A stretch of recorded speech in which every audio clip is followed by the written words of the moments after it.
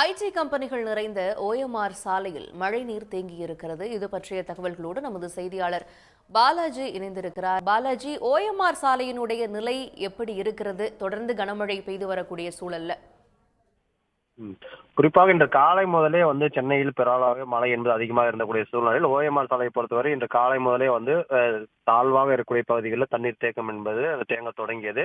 தொடர்ச்சியாக அந்த மழை என்பது ஒரு 6 மணி நேரத்துக்கு மேலாக பெய்த காரணத்தினால் ஓஎம்ஆர் சாலையில் பெரும்பாலான இடங்களில் இந்த சாலைகளில் தண்ணீர் தேங்கி இருக்கக்கூடிய சூழ்நிலை தான் தற்போது இருக்கிறது. குறிப்பாக இந்த சாலையை பொறுத்த வரைக்கும் மெட்ரோ பணிகள் என்பது நடைபெற்று வரக்கூடிய காரணத்தினால் பெரும்பாலான இடங்களில் இந்த மழைநீர் வடிகால் பணிகள் என்பது முழுமையாக முடிக்கப்படவில்லை. பல இடங்களில் அந்த மழைநீர் வடிகால் தடங்கள் ஏற்பட்ட காரணத்தால் தண்ணி முழுமையாக வெளியேற முடியாத ஒரு சூழல் தான் இருக்கிறது. இதன் காரணமாக இந்த ஐடி கம்பெனிகள் இருக்கக்கூடிய இந்த சாலையில் முழுமையாக தண்ணீர் என்பது தேங்கி இருக்கக்கூடிய சூழல். இதனால் இந்த பகுதியில் சாலையில் செல்லக்கூடிய அந்த பொதுமக்கள் கடுமையாக தற்போது பாதிக்கப்பட்டிருக்கக்கூடிய காட்சிகளையும் வாகனங்களும் அந்த தண்ணீர்ல ஊர்ந்து செல்லக்கூடிய காட்சிகள் நம்ம பார்த்து வருகிறோம்.